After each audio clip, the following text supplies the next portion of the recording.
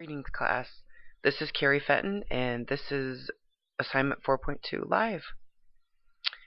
Attempting to conceptualize this assigned notion induced a profound analogy, the unemployed.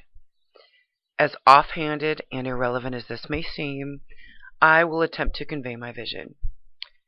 Leaving politics aside, I can assume we have all encountered an individual that has dealt with the extreme unemployment crisis felt by most within the last 5 years.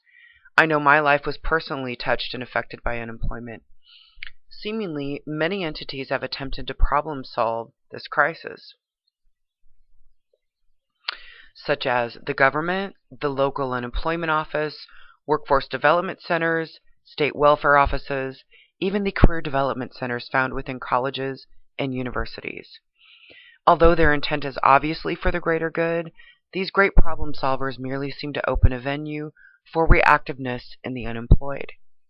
As stated by Kaufman and Senge, we solved problems identified by others, read what was assigned, wrote what was required.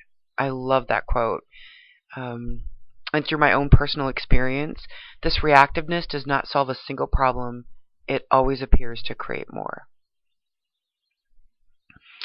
In January of 2011, I graduated with a master's degree that was needed to pursue licensure as a psychotherapist.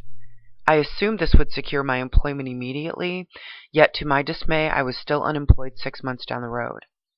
I sought the help of various entities who vehemently tried to problem solve my dilemma. My frustration came to fruition when I realized I was following through with all their given advice, yet I was still unemployed.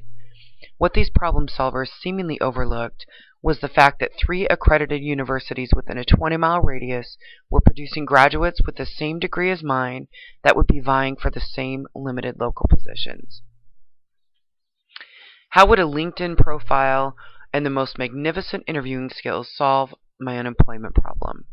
Needless to say, it didn't. The only way out was to create new.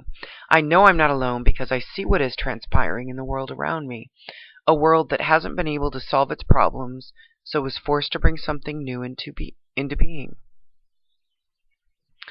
Kaufman and Senge, I hope I'm saying that right, encapsulate this new world through their proclamation that the wellspring of real learning is aspiration, imagination, and experimentation. This is precisely what I have observed around me. Not only was I fortunate enough to think for myself and create my own position through opening a private practice, I have found many people in the community standing up and doing the same. Individuals realized that we hit a brick wall and there was no amount of problem solving that was going to drop a job out of the sky for us. I live in a community that is being created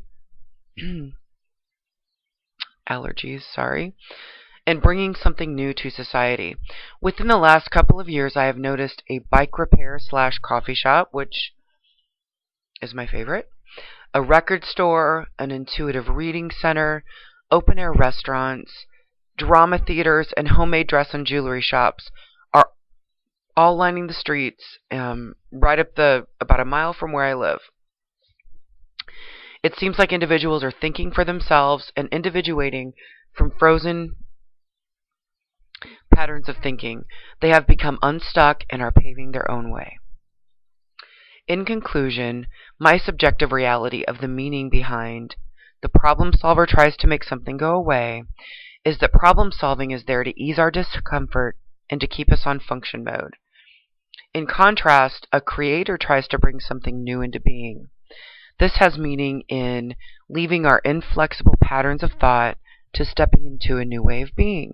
This means we wanted more than just sustaining our comfort level, and also knowing the outcome. This relates to my work environment in that I understood that my employment problem would never be solved, therefore it was time to create and manifest my vision without knowing the outcome. I had to trust in the process and follow my passion. And as a result, I have created my own kind of healing arts psychotherapy agency that is doing quite well. Thank you.